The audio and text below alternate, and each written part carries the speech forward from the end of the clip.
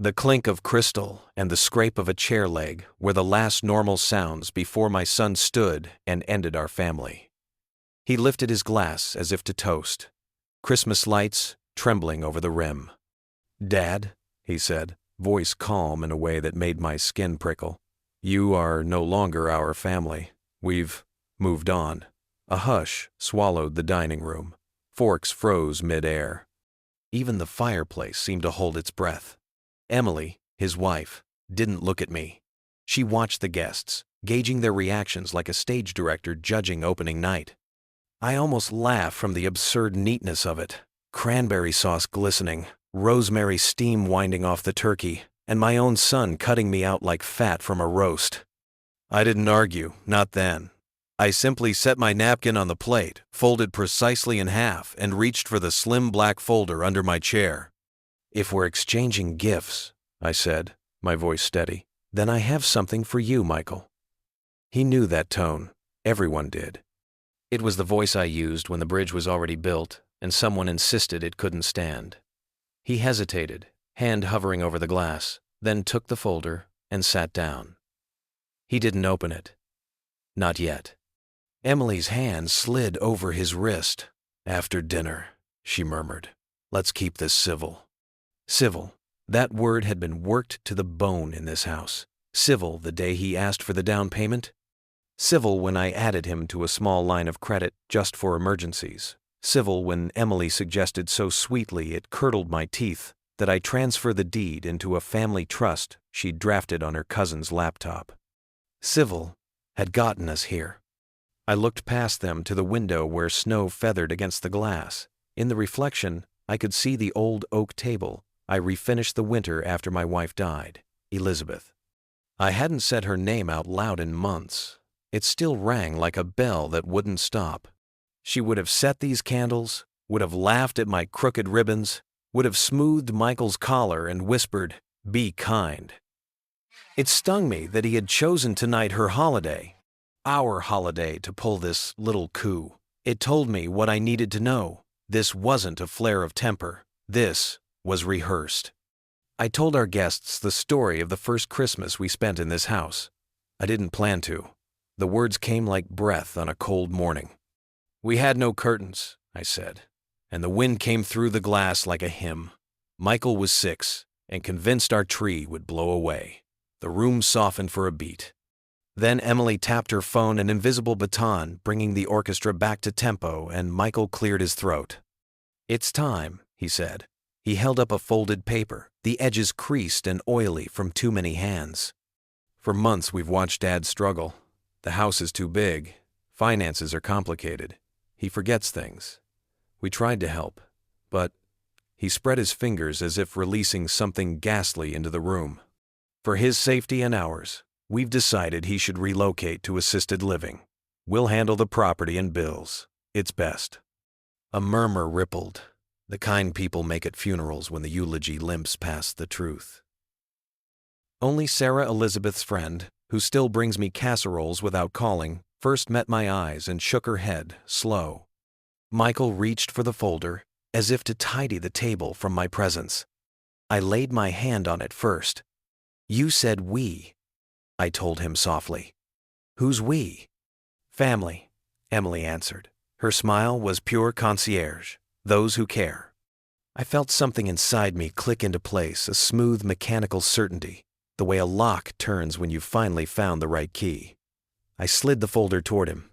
"Then, let's be precise." He opened it. "Not yet. Don't picture what he saw. That comes later. Instead, picture a quiet afternoon 2 weeks earlier. Me, at the long end of this same table. Documents arrayed like blueprints. Phone on speaker.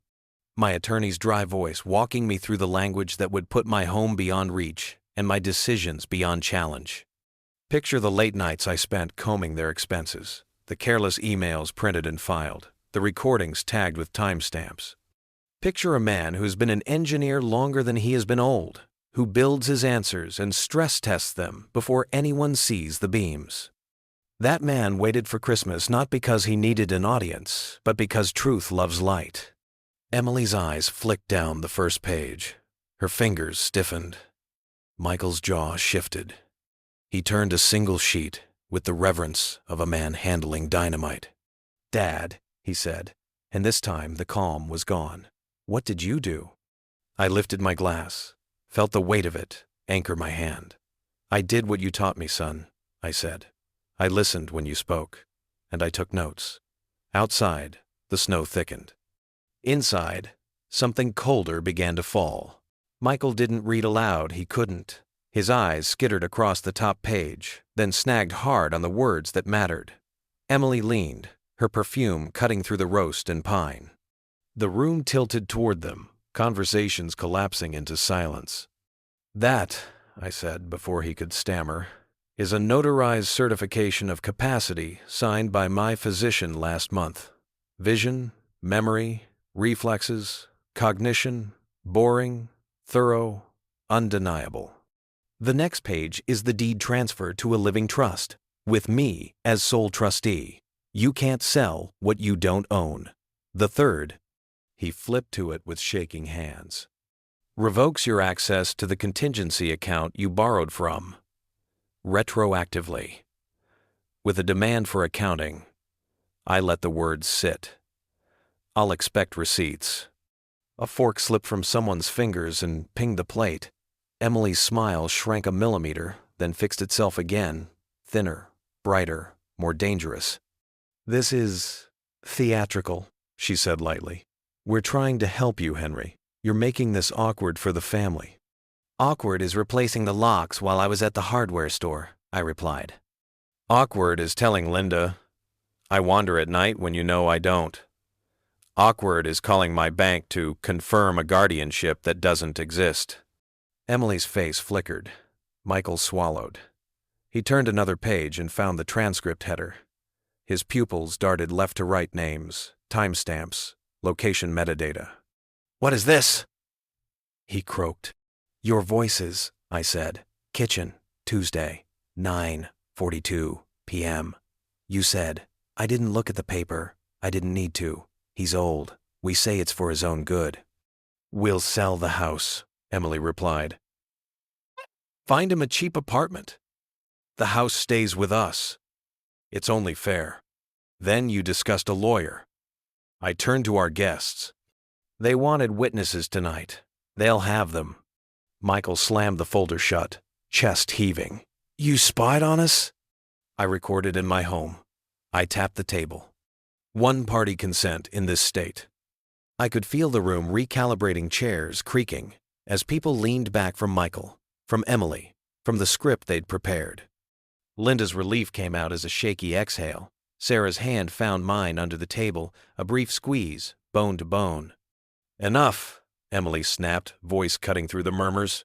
"You can wave papers all you want. Everyone here sees the truth. You're bitter and you're lonely. You need help." "Help would have been knocking on my door with soup after Elizabeth died," I said, and the sound of her name hushed the room. "Help would have been Dad. Come sit with the babies."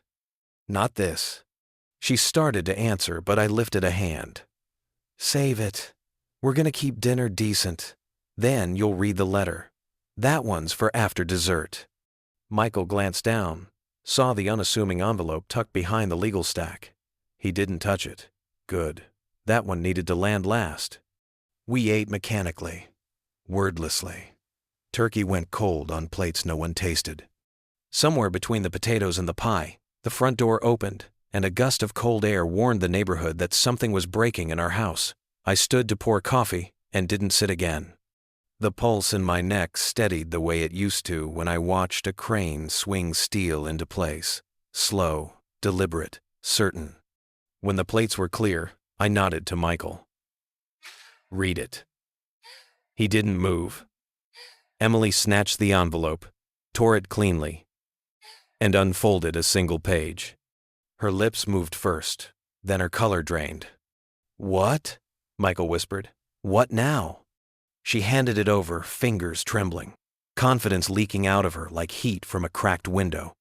He read, blinked. "Read again."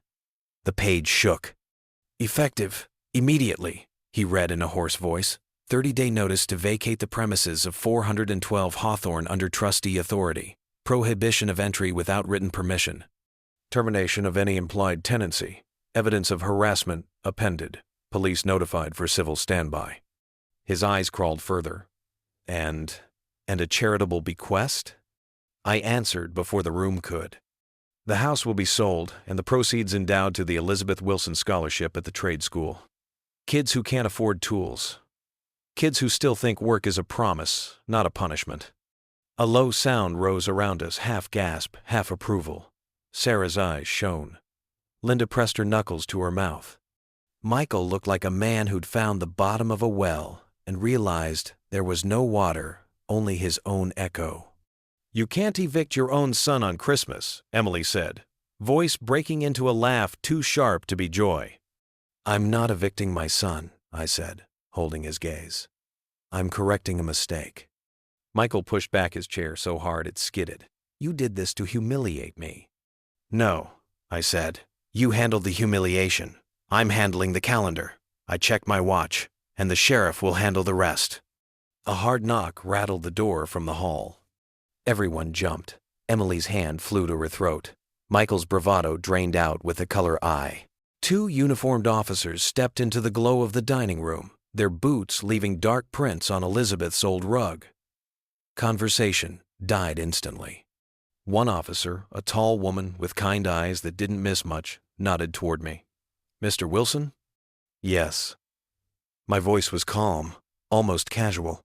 She glanced at her tablet. "You requested a civil standby for a property dispute." Michael's head whipped toward me. "You called the cops?" I didn't bother answering. The officers weren't here to arrest anyone, just to make sure things stayed clean. The female officer's tone was soft but firm. "We'll give everyone a few minutes to collect personal belongings and step outside. Then we'll document the situation." Emily stood, voice cracking with outrage. "This is insane. It's Christmas. You can't just throw us out." The officer didn't blink. "Ma'am, the documents are valid. You can contest them in civil court. For now, you need to cooperate." Michael's glare darted between me and the officer, veins rising on his neck. "Dad, what are you doing? We're family." "Family," I repeated, letting the words settle like dust on the table. "You said I wasn't, remember? You voted. I'm just honoring the result."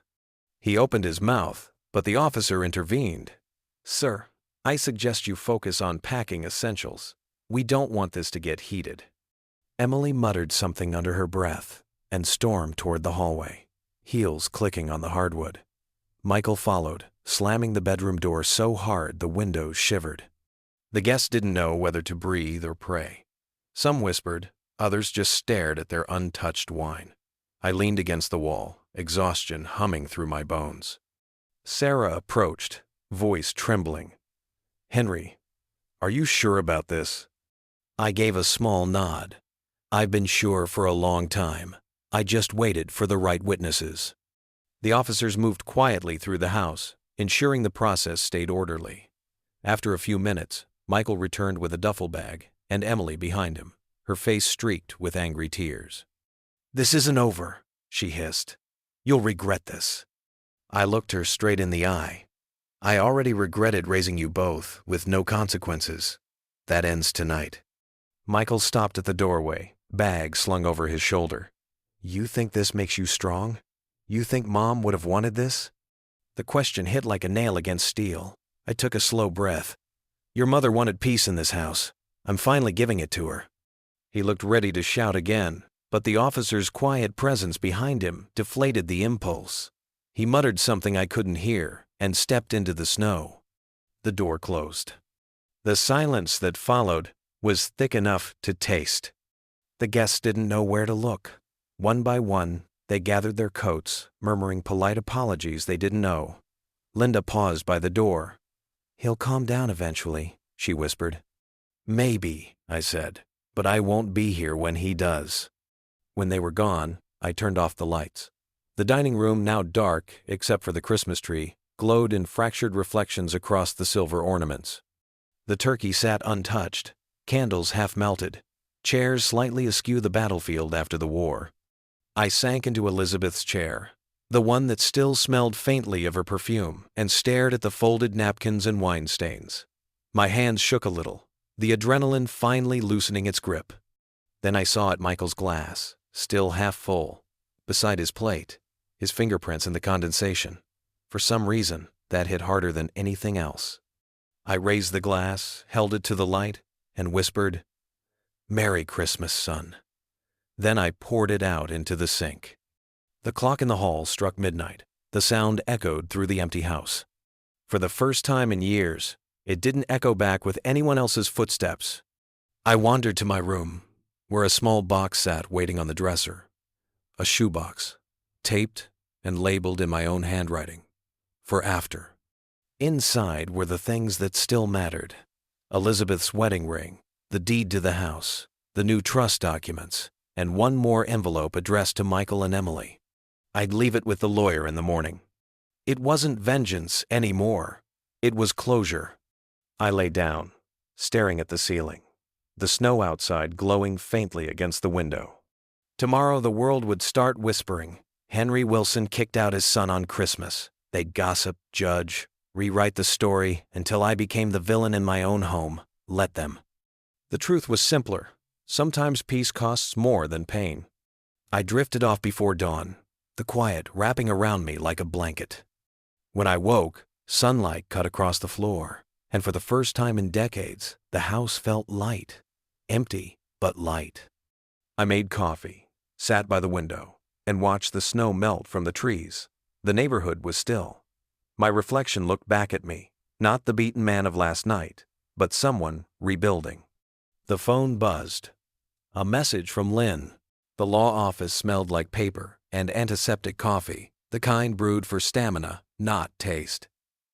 The city outside was thawing from its Christmas hangover, slush on the sidewalks, strangers wrapped in scarves.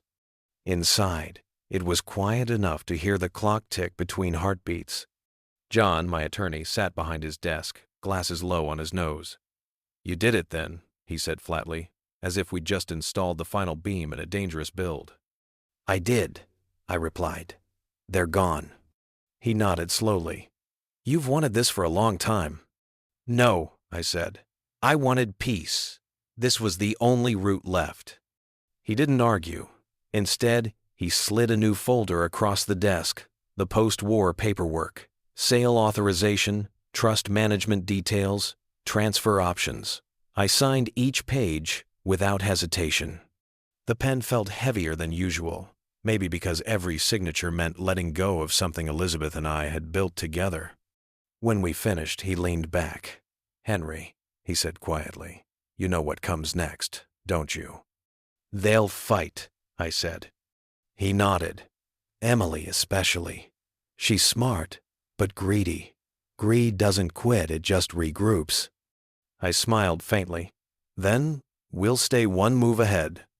He studied me for a moment, then pushed another envelope toward me. "This arrived this morning. Messenger dropped it off. From Michael." I stared at it, the familiar handwriting pulling at a nerve I thought was already dead. I took the envelope and opened it. Inside was a single page, torn from a notepad. The ink looked rushed. Words uneven. "Dad, you didn't have to do this. Emily's furious, but I didn't mean for it to go that far. I don't even know who I am anymore. If you read this, I miss Mom. I miss when we were still us. I'm sorry. Michael." The words blurred for a second before my eyes adjusted. I folded the paper neatly and set it beside the trust documents. "Will you reply?" John asked. I shook my head. "Not yet. Maybe someday, but not now." When I stepped out of the building, the cold slapped me awake. I walked 2 blocks to the cafe. Elizabeth loved the one with the cracked blue tile and the same old woman behind the counter. I ordered her drink out of habit, black coffee with a splash of milk. The woman smiled faintly, like she recognized me but couldn't place from where. At a corner table, I unfolded my phone and scrolled through the recordings again. The sound of their voices didn't sting like it had before. Now it sounded distant, like a bad radio station fading as you drive away. I deleted each file one by one until the screen was blank. For the first time in years, I didn't need proof.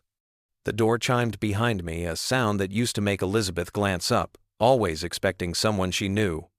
I didn't turn around until I heard the chair scrape across from me. Sarah sat down, her red scarf bright against the gray light. "I heard about last night," she said softly. "I figured you would. Everyone's talking, you know. Half think you're cruel, the other half think you're a genius. Maybe I'm both." She smiled sadly. "And him?" "Michael's safe. Angry, but safe." Sarah stirred her tea, the spoon clinking softly. "You know, Liz always said you built things that lasted. Maybe this will too, just in a different way." I didn't answer. The truth was, I didn't know if what I'd built last night was justice or just another ruin. But it was done. That was enough. We sat in silence for a while, the cafe's hum filling the space. Then, Sarah reached across the table and squeezed my hand. "You did what she couldn't," she said quietly. "You let him go." Her words landed like a weightlifting. I nodded once, grateful but speechless. When she left, I stayed behind, finishing the coffee gone cold. Outside, kids were throwing snowballs in the street, their laughter echoing off the buildings. Life was moving again, with or without me. Back home, the house felt emptier, but not lonely. The officers had returned earlier to confirm everything was in order. The locks were changed again, this time by my own request. I packed slowly photos, books, the little things that still smelled like years gone by. I paused at one box and opened it. Inside were old blueprints, Elizabeth's handwriting in the margins. "Don't forget to leave a window for light." I smiled. Even then, she was thinking ahead. By sunset, everything I needed fit into 4 boxes and 2 suitcases. Tomorrow, the realtor would list the house. By next week, the new family would start their life here. Before going to bed, I walked room to room, touching the walls, the window frames, the grooves on the banister.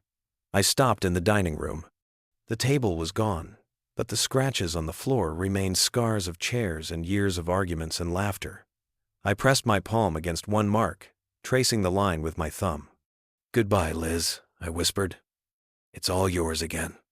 The wind outside rose, brushing against the glass like a soft sigh. I didn't sleep much that night, but when the moving truck pulled away just as the morning sun bled gold across the rooftops. I stood on the curb, one hand in my coat pocket, the other holding the last box, the one with Elizabeth's photo on top. Behind me, the house looked smaller than I remembered, quieter too, maybe because, for the first time, it wasn't mine anymore. The new owners would arrive tomorrow, a young couple with a little girl who kept tugging at her mother's sleeve during the viewing, whispering, "Can we have this one, Mom?" I'd said yes before they even made their offer. They'd fill it with laughter again. That was all I wanted. I slid into my car, the seat creaking like an old friend. The drive into the city felt lighter than it should have. For years, every trip away from that house had felt like a retreat.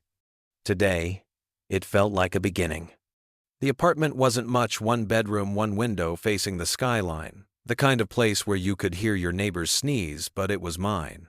I unpacked slowly, deliberately, putting each photo, book, and tool in its place, like I was rebuilding the frame of a life. Elizabeth's picture went on the desk by the window. I looked at it for a long time, then said quietly, "It's done." The silence didn't feel empty anymore. It felt earned. A few hours later, my phone buzzed. A message from Michael. "Dad, I know you don't owe me anything, but thank you for not calling the cops last night. I found Mom's letter, the one from years ago. I get it now. I'm sorry, truly." I sat with that for a long time. The ache in my chest didn't disappear, but it softened, like old wood settling after a storm. I typed back only 3 words: "Take care, son." Then I put the phone down for good. I brewed coffee, opened the window, and let the winter air cut through the room. The city below was alive: car horns, laughter, the faint hum of something constant and human.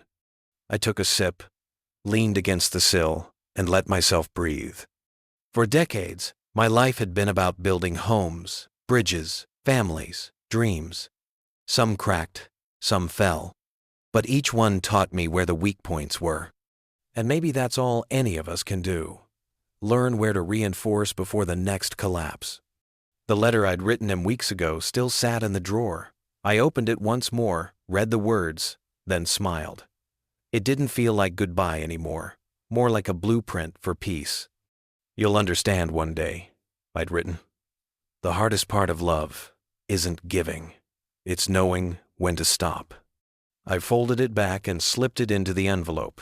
Not to send, just to keep. As the sun dipped behind the skyline, the snow outside caught the light, scattering it like 1,000 tiny mirrors. I raised my mug in the quiet room. "To peace," I said, "and to starting over." And for the first time in years, I believed it.